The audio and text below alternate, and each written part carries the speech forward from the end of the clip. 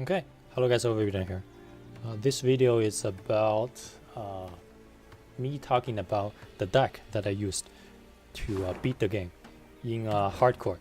I just beat the final boss, right? Finished the final battle, and I didn't tweak my deck at all. So I pretty much used the same deck, right? Maybe one or two cards given or take throughout the game, but the same idea is pretty much the same. And I hope that you can,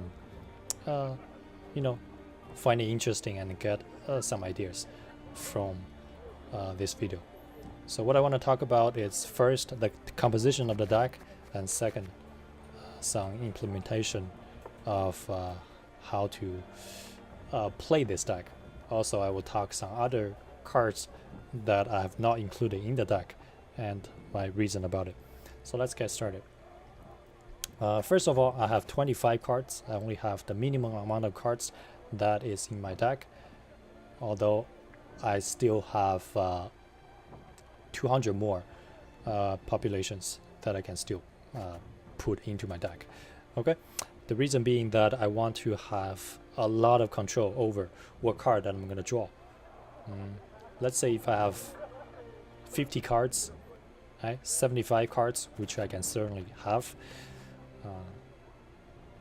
I can include all the interesting architects, right, powerful cards into my deck. However, only certain cards can interact with each other, right? Yes, I have all the powerful cards into my hand, into my deck, but I will not be able to have any control or very little control over what kind of cards that I will draw and what kind of cards that I will be able to place on the battlefield. On my hand, I can only have 10 cards, a maximum of 10 cards at any given time. On the battlefield, I can only have a total of 18 cards, right, in my side of the battlefield, 9 cards each. So by having more cards, it just gives me less control. And I also believe that for any competitive Gwent player, right, you only have 25 cards. So that's that. And secondly, I also want to talk about what the main idea, what the main strategy is for the construction of this deck. The main strategy is heavy removal, right? Obviously, if we play the Gwent multiplayer, we know that there are metas, right, during different patches, different versions of the game, and then different type of decks is good or bad versus certain type of other decks, right? But in the meta of a single player, I feel like heavy control, heavy removal, it's really, really good. All right, and how do I play the heavy removal style? First, I have the hero power, 3 cooldowns, 3 turns cooldown, deal 3 damage. Also apply the loyal ability. Okay, that's that one piece of the puzzle. And then I also have thunder, right, straightforward removal. Okay, I also have the trophy, right? This trophy will deal 1 damage or 2 damage to any enemy that is being played on the battlefield. That has a little bit synergy with this card, which will deal 3 damage to 3 units. But if a unit that is already being damaged, destroy them immediately instead, which means that most of the time, unless the unit is already being placed on the battlefield before the battle starts, or it's being buffed, right, I can just remove them using this card if I do not want to use the thunder or hero ability or some other cards. Some other cards that I have that serves the purpose of removal are this one, arm joif. Usually I don't utilize this card to its full extent because I have a lot of removals that most of the time, whenever there's an enemy unit that is being placed on the board, I don't let it stay. I do not let it ramp up its power, or I do not let it to gradually damage my units. So there are usually not many enemy units on the board. In the rare cases that they have a lot of units on the board, for example, during the siege battle, that they have a gate that I need to destroy. The gate has 8 other units on a single row. So with this card being played, every single turn I can deal 9 damage to the gate. Right? So that's very, very strong removal. Also, I have Bomber. Apply fire to an enemy row and doubles the chance that it will damage an enemy. 33% chance of damaging any unit on a single row by 2. That's a basic fire. But with double the chance, I can make the 33% into 66%. That also has a lot of synergy with pretty much everything. Because if I want to kill them immediately, I can do so. If I just want to kill them by reducing their strength to 0, I can also do that by the hero ability Thunder and a lot of other things. Okay, so that's the Bomber. Also, I have the Archer, damaging a unit by the number of other cards on its row. Also, whenever I play the hero ability, I can activate the ability to deal 2 extra damage. This has synergy with my Pikeman, which serves another purpose. The purpose is thinning the deck, right? Although I only have 25 cards, I also need a lot of power, a lot of mechanic to thin my deck, right? Make the deck thinner so that I have more control over what I'm gonna draw, right? Pikeman can thin the deck 4 times because in my opening hand, I will make sure that I only have 1 Pikeman. By putting down the Pikeman, 4 other Pikemans will jump out of my deck. And yeah, so that thin the deck 4 times. And that has a lot of synergy with the Archer. Because during turn 1 I play the Pikeman, since turn 2 I can play the Archer. And then I can deal at the very least 6 damage to any target that I want, right? Given that they don't remove one of my Pikemans, because 5 Pikemans, that's 5 units. The 6th unit is the Archer, so that's 6 damage, plus the hero power, that's 9 damage, plus the loyal ability, that's 2. So 11 damage, right, at any given time. So that's really, really strong. And then, since we are already talking about the Pac-Man and the thinning mechanic, we're gonna talk about the drummer. The drummer can draw the card after being placed on the battlefield for 1 turn. So, and then whenever it draws a Blitz unit, it can repeat this ability once. Okay, so it can draw itself, and then it can also draw the Archer, which is a Blitz as well. It can also draw the Bomber, which is a Blitz as well. So pretty much all the bronze unit, it can draw just 2 cards at a time. Okay, and since this unit utilize order, obviously I'm gonna have the Reynan to refresh the order, so that I can draw more cards.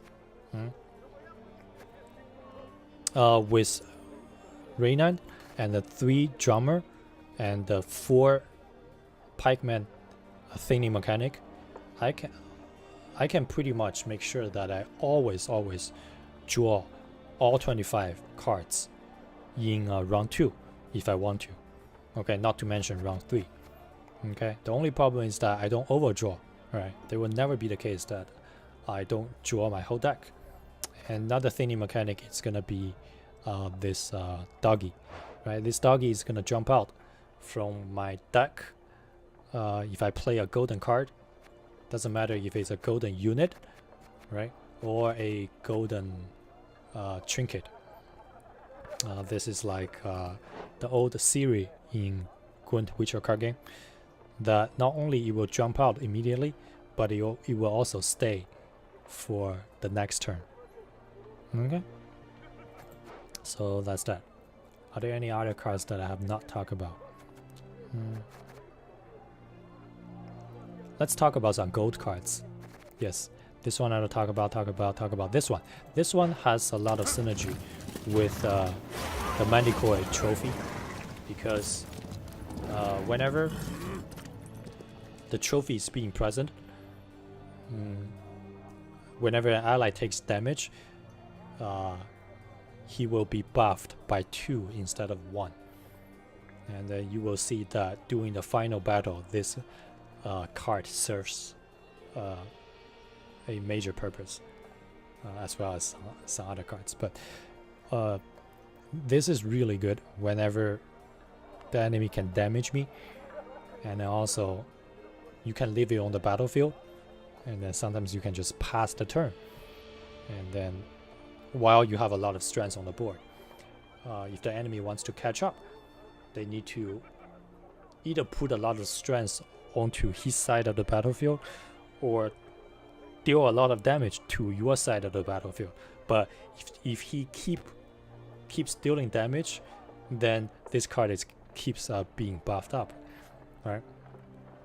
This deploy ability is really good when fighting versus monster enemies. That is in map number 3, I believe, map number 4.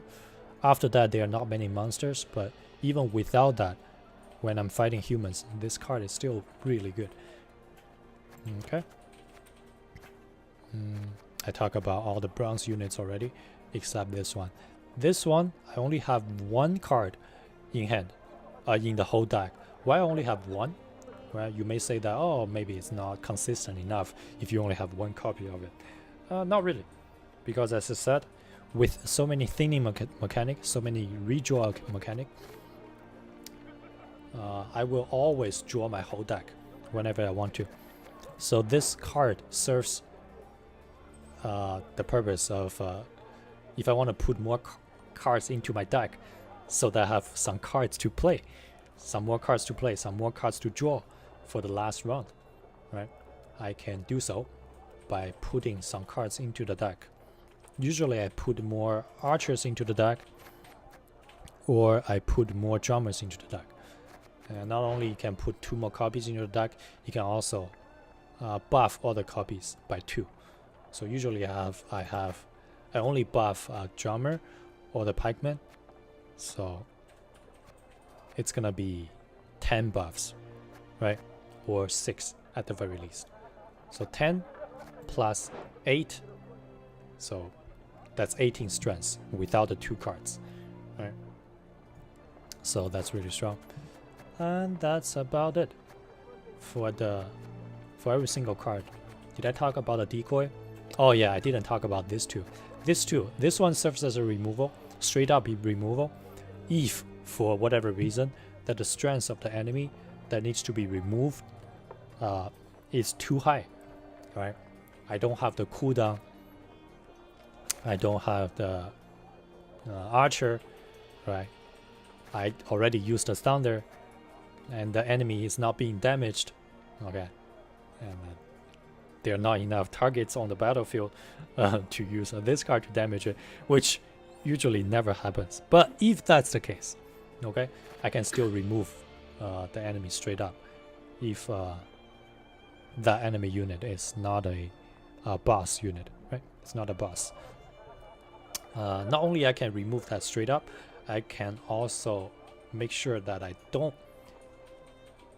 reduce 1 card from my hand, because whenever I cast this card, I'm gonna recycle a Jade into my hand, and I recycle the Jade into my hand, so I still have the same number of cards, right? And the Jade has 10 strength. It's a card that I can play on my side of the battlefield. It has 10 strength, but whenever it takes 1 damage or any damage, it will disappear. So that's Jade. Also, a card that I play that will not decrease the number of the cards in my hand will be the decoy, because I recycle one of my own cards back to my hand and to replay it. Usually is it can be Reynan, it can be Eric, it can be pretty much anything. It's really flexible. So that's about it for the description of the deck. Are you still interested in hearing me talking about why some of the cards that I didn't include? Yeah, let's talk about those. Okay. Move. I think a lot of players, they use Gascon. Okay, Gascon is a card that I have access to very early into the game, that it will increase strength by 2 when the enemy or ally card is moved. Okay, so it's moved mechanic. The move mechanic is another major mechanic in this game. Right? The cards that have the move mechanics are the wagon, right, which can have 3 light infantries. The 3 light infantries can move, and whenever it's being destroyed, it will damage a random enemy by 6. Okay, so that's 3 moves for every war wagon. Okay, and this one will always move. The Grey Rider, right, will always move, and then this one will also move 3 cards and also deal 4 damage for each. So that's 3 times 4 is 12. 12 plus 8 is 20 damage. 20 damage card. Very good, right? On paper, it's very good. Also, this one can move. Dwarf can move. Spy can move. And then this will move to the deck. And then this will mark an ally whenever it's destroyed. Move to hand. So many move mechanics. However, this does not serve very well in my heavy removal thing, right? Yeah, you may say that, yeah, why not? Because the slinger can like remove, sure, but it's only 4 damage, right? It's only 4 damage. My archer has 6 damage, so 4 versus 6. I'm talking about a single target, obviously. You usually only want to remove like 1 or 2 key targets. Okay, not only that, if you go into one architect, you usually have a lot of cards of that architect, right? So by having the stinger, I'm pretty much mandatory. It's pretty much mandatory to have the war wagon. So I need to like kill the light infantry. Somehow find a way to kill the light infantry, which there's a unit that if you do damage to it, I believe it's like 4 damage. Let me just find a card so you know what I'm talking about. Bronze.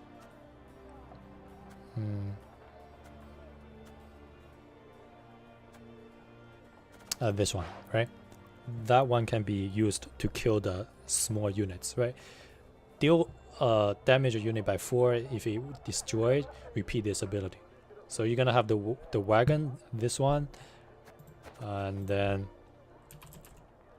stinger. Just pretty much it's a different deck, right? It's a different deck. Plus, I feel like it's just a lot of setup for the same purpose, for the same removal purpose. But it just, comparing to my deck, it's just a lot slower. It's not as straightforward as just using the pikemen to shoot, right? And then maybe some bombers, some other things for the leftover stuff. Okay? And that's about it.